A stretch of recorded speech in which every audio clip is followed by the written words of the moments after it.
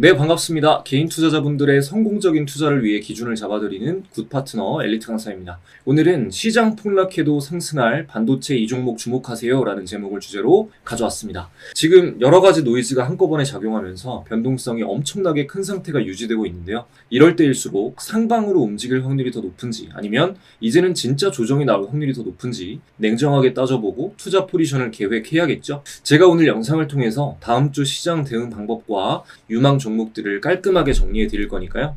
우리 구독자분들 이번 영상도 놓치지 마시고 끝까지 시청하셔서 5월 끝에 갔을 때 좋은 성과로 뿌듯하게 마무리하시길 바라겠습니다. 자, 그럼 바로 시작하겠습니다.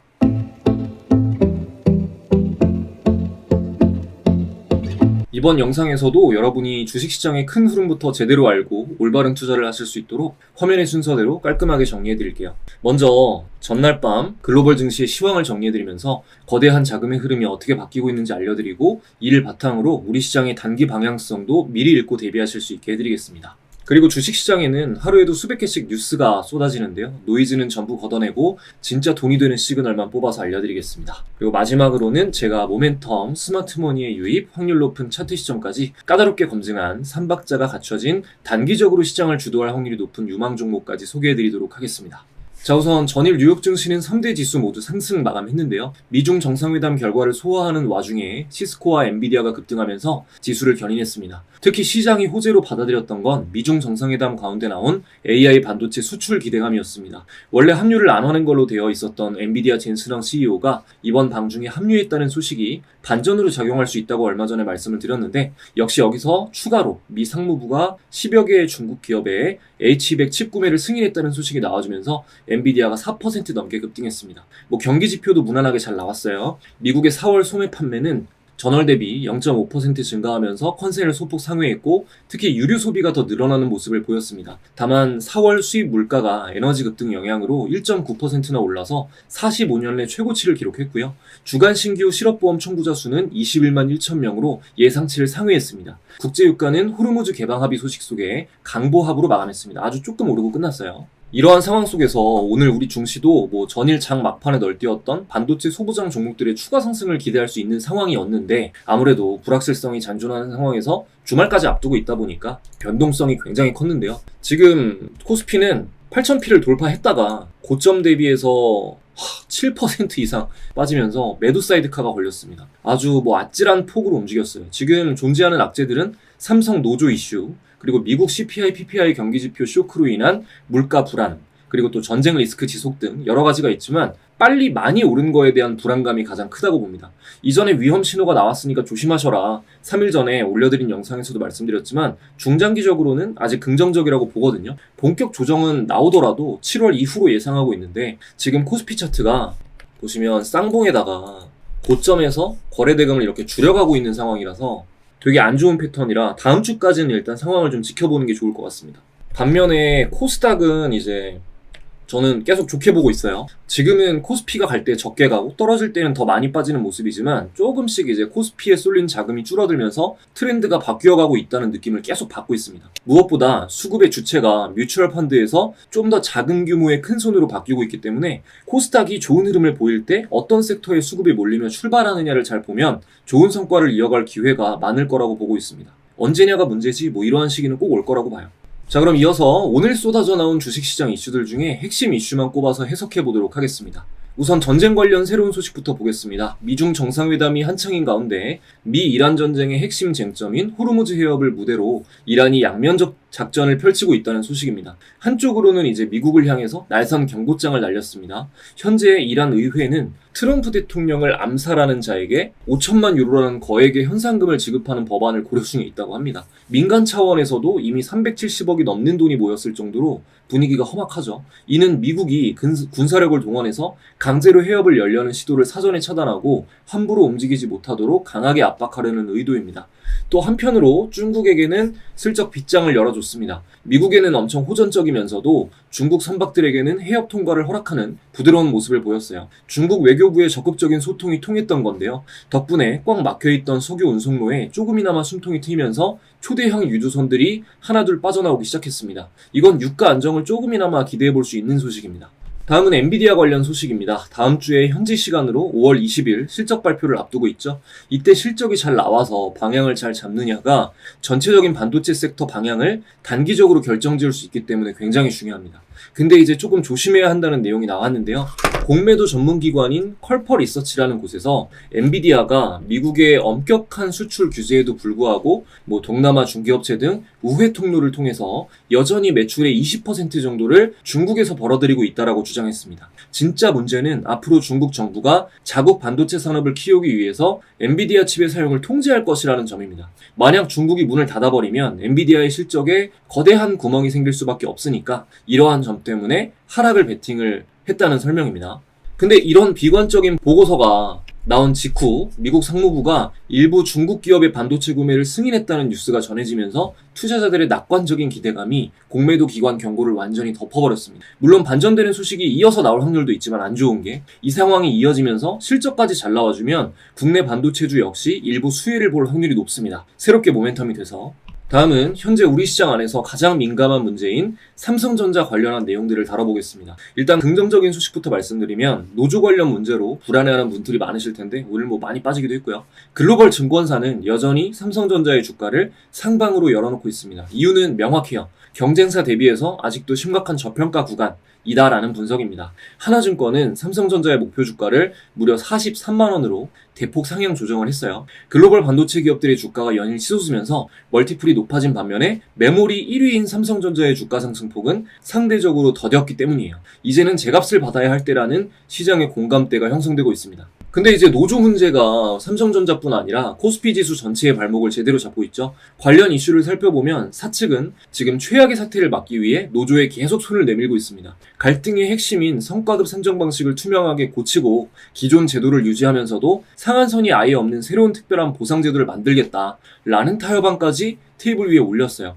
어떻게 해서든지 열린 자세로 얽힌 매듭을 풀어나가자라는 의지를 보인 셈입니다. 반면 노조의 입장은 단호합니다. 회사가 내놓은 현재의 방안으로는 근본적인 변화를 이끌어낼 수가 없다라고 선을 그었어요. 노조가 납득할 만한 확실하고 전향적인 성과급 개편안을 가져오지 않는다면 예고한 대로 이달 21일부터 다음 달 7일까지 장기간 총파업을 하겠다는 겁니다. 대화의 문은 열어두겠지만 본격적인 협의는 파업 일정이 끝난 6월 7일 이후에나 고려하겠다면서 기싸움을 계속 이어나가고 있습니다. 다음은 3월부터 인상 깊은 상승 랠리를 보여줬던 통신 장비주 관련 소식입니다. 최근 미국 증시에서 시스코, 노키아 같은 통신 장비주들이 반도체 주도주와 함께 상승세를 보인 데 반해 국내 장비주들은 1분기 실적 부진이라는 꼬리표 탓에 소외되는 모습을 보였습니다. 하지만 이번 주를 기점으로 실적 발표 시즌이 마무리되면서 불확실성을 털어내고 높아진 글로벌 경쟁사들의 주가에 맞춰서 국내 기업들도 이른바 키 맞추기 반등에 나설 것으로 증권가에서는 전망하고 있습니다. 곧 있으면 미국 주파수 경매가 6월 2일에 막을 올리는데요. 과거 2021년부터 2023년에도 주파수 경매 직후 미국 통신사들의 대규모 설비 투자가 터져나오면서 국내 장비주들이 사상 최대 실적을 기록한 바 있습니다. 특히 이번 경매에는 일론 머스크의 스페이스 X가 참전할 가능성이 제기되고 있는데 현실화된다면 네트워크 성능을 100% 끌어올리는 5G 단독 모드 전환의 속도가 붙으면서 국내 기업들에게는 엄청난 수주 기회가 열리게 됩니다. 장비주 외에 이제 통신 서비스 기업 중에서는 SKT의 매력도가 가장 높게 평가되고 있습니다. 시가총액 격차를 유지하는 것은 물론 올 상반기 굵직한 AI 국책 사업자로 선정될 가능성이 주가를 견인할 긍정적 요인으로 꼽혔습니다. 오늘 이제 소개해드릴 종목이랑도 연관이 있는 소식인데 지금 주식시장 화두가 HBM이랑 AI 전력 인프라 구축에 집중이 돼 있잖아요.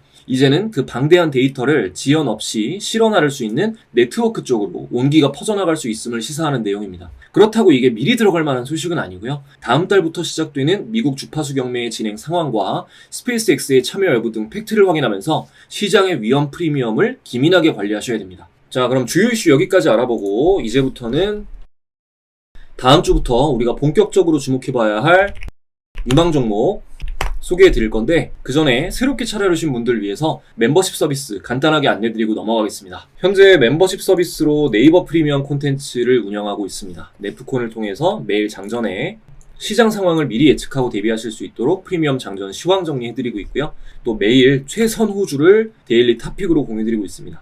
또 공유드린 종목들 이후 대응 방법에 대해서 정리한 영상도 스윙 상세 전략으로 매주 올려드리고 있고요. 유튜브에서는 찾아보실 수 없는 퀄리티의 진짜 기술적 분석 강의, 초보자분들도 완벽하게 학습하시고 차트 보면서 매매하실 수 있도록 올려드리고 있습니다. 또 매매 기준이 아직 잘 안 잡혀리신 분들 위해서 매매 전략별 종목을 차려주는 검색식, 그리고 매매 시점을 잡아주는 수식 함께 올려드리고 있고요. 전설적인 투자자들이 주력으로 사용했던 매매법도 정리해드리고 있고, 또 HTS를 통해서 매매에 도움이 되는 정보들을 활용하실 수 있는 방법도 개별로 올려드리고 있습니다. 개별 종목이 아무래도 높은 수익률을 기대할 수 있는 만큼 리스크도 있다 보니까 안전한 재테크 방법이 궁금하신 분들 위해서 ETF 투자법 관련해서 여러 가지 재테크 팁도 올려드리고 있어요. 이 모든 서비스를 네프콘에 가입하시면 전부 누리실 수 있습니다.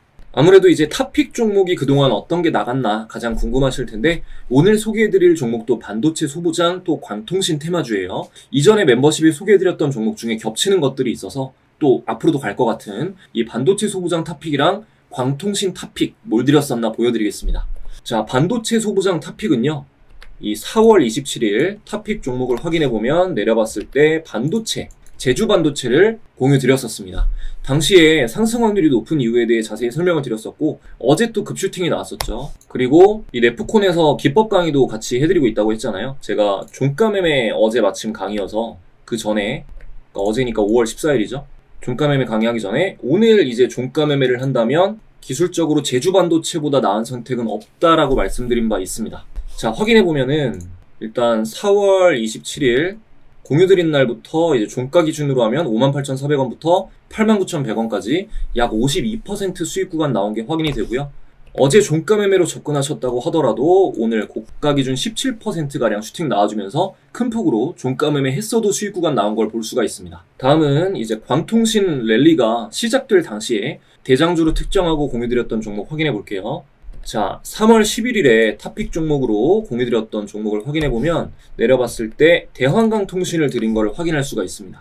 지금이야 광통신이 왜 올랐는지 다들 아시니까 결과만 확인해 볼게요. 자, 대한광통신 보면, 자, 3월 11일 대한광통신의 종가 7,160원 대비해서 최근에 31,500원까지 무려 330% 넘게 폭등이 나와줬네요. 기본적으로 저는 다음 주부터 코스닥 소부장 관련 종목과 광통신 테마에서 올라오는 종목들이 있을 거라고 보고 있는데, 제주반도체랑 대한광통신은 깔고 가시는 겁니다. 유망 종목으로. 자, 그래서 이 네프콘 멤버십 관련해서는 가입 방법 영상 고정 댓글 링크 통해서 확인하실 수 있고요. 네이버에서 엘리트 강사 네프콘 검색하셔도 되고요. 혹시 한탕주의이시거나 공부할 의지가 없으신 분들은 제가 제공하는 서비스 취지랑은 안 맞습니다. 가입 자제해 주시고, 공부할 의지가 있으신 분들, 실질적으로 주식 투자를 통해서 장기적으로 돈을 벌려면 내가 노력해서 실력을 갖춰야 한다는 진리를 아시는 분들만 분명히 제대로 된 도움 받아보실 수 있으니까 네프콘 서비스 둘러봐 주시기 바랍니다. 그리고 유튜브 구독자분들 모시고 무료 공부방도 함께 운영하고 있습니다. 이 방에서 주식시장 관련한 주요 소식들 실시간으로 전달드리고 있으니까요. 함께 정보를 선점하고 싶다 하시는 분들은 마찬가지로 영상 고정 댓글 링크 통해서 입장해 주시면 되겠습니다. 자, 그럼 이어서 오늘 공부해볼 종목들 바로 정리해 보도록 하겠습니다. 오늘은 사실 원픽으로 말씀드릴 만한 게 딱 명확했어요. 하나마이크론입니다. 반도체 소부장이죠. 시황만 불안하지 않았다면 이거 멤버십 탑픽으로 나갔을 거고, 그랬다면 영상에서 말씀을 못 드렸을 거예요. 그래서 제가 장중에 이렇게 멤버십 방에도 말씀을 드렸었습니다. 나간다고 그러면은 오늘 탑픽으로 하나마이크론이 나가야 된다. 근데 여러 가지 잔존하는 노이즈를 때문에 스킵하겠다라고 했는데, 이때 이제 11시 19분 여러분 확인해 보시면은 16% 정도 상승 중이었고, 이후에 보시면 오늘 지수 대비해서 엄청 강하게 마감을 했고 24%까지 또 튀면서 지수가 계속 떨어지는데도 잘 방어하면서 마무리를 해줬습니다. 오늘 전체적으로 지수 하락 방어주나 잡주를 제외하고 상대 강도가 강했다라고 표현할 수 있는 종목은 하나마이크론 딱 하나밖에 없었다고 생각해요. 그 다음이 이제 제주반도체고, 그래서 다음 주 반도체 소부장 종목들의 랠리가 정상적으로 이어진다면 제주반도체와 하나마이크론을 코스닥 반도체 종목 중에 가장 유망한 종목으로 꼽을 수가 있습니다. 그 외에는 이제 어제도 말씀드렸던 네페스아크, 여전히 신고가 돌파하면은 유의미하다, 중요한 자리다라고 말씀을 드렸고요. 그리고 다음은 미래반도체. 자, 미래반도체까지. 미래반도체도 어제 제주반도체에 이어서 어닝 서프라이즈가 나왔는데 상대적으로 제주반도체에 묻혔거든요. 그리고 오늘은 이 지수 영향으로 가야 될 게 못 갔다라고 저는 보고 있어요. 좀 발목을 잡혔다라고 봅니다. 이후에 반도체 소부장이 그룹으로 상승하는 움직임을 보인다면 반드시라고 해도 좋을 정도로 강하게 움직일 종목 중 하나니까요. 팔로우 하시면서 패턴을 추적할 것을 권장드립니다. 그리고 광통신은 지금 대한광통신이 방향을 잡는 주도주니까요. 다음 주부터 주요하게 체크하시는 게 좋을 것 같고, 유망 종목 관련해서는 아직 이벤트까지 시간이 좀 있으니까 천천히 지켜보고 충분히 분석을 하고 나서 영상에서 따로 다루도록 하겠습니다. 자, 그러면 종목 관련한 정리는 이렇게 하나마이크론, 네페스아크, 미래반도체, 제주반도체랑 대한강통신까지 단기적으로 유망하다고 볼 수 있다. 다음 주에 시장이 회복된다면 여기까지 말씀드리면 될 것 같아요. 오늘 이제 여러분들한테 마지막으로 말씀드리고 싶은 건요, 자만심에 관해서입니다. 저는 열심히 분석해서 포지션을 잡았을 때 제 생각이랑 틀어져서 손절을 하게 되면 이 다음번에는 확률상 좋은 성과를 낼 가능성이 높아지겠구나 라고 생각합니다. 지금까지 매매를 오래 반복해왔을 때 실패 횟수보다 성공 횟수가 많다는 자신감이 생겼기 때문에 수학적으로 이제 실패를 할수록 성공 확률은 늘어나는 거니까요. 반면에 계속 적중하면 불안합니다. 저뿐만 아니라 그 누구도 주식시장에서 100% 맞추기만 하고 매매에 참여할 때마다 수익을 낼 수는 없다는 걸 알기 때문입니다. 간혹 강세장에서 예상보다 더 크게 수익을 얻거나 시장에 대한 예측이 정확하게 맞아 떨어질 때면 뭔가 대단한 능력이라도 있는 것 같은 느낌이 들 수도 있는데요. 이런 감정에 빠지지 않을 확실한 방법을 깨우치려고 노력하는 게 저는 가장 중요하다고 생각합니다. 전에도 말씀드렸지만 주식은 기술 싸움, 머리 싸움은 아니라고 생각해요. 물론 중요한 요소기는 합니다만 가장 중요한 건 심리 컨트롤입니다. 서두르는 것과 망설이는 것을 경계하면 다시 강세 흐름이 이어질 때 여러분이 더욱더 좋은 성과 내실 수 있을 거라고 봅니다. 자, 그럼 여기서 마치도록 하겠습니다. 영상 도움되었다면 구독, 좋아요, 댓글 한 말씀 부탁드리고요. 한 주 동안 진짜 너무 고생 많으셨습니다. 오늘 특히 너무 힘드셨을 텐데 고생 많으셨고요. 시장 걱정은 잠시 제쳐두시고 주말 동안 푹 쉬시고 다음 주에 더욱 건강한 모습으로 뵙겠습니다.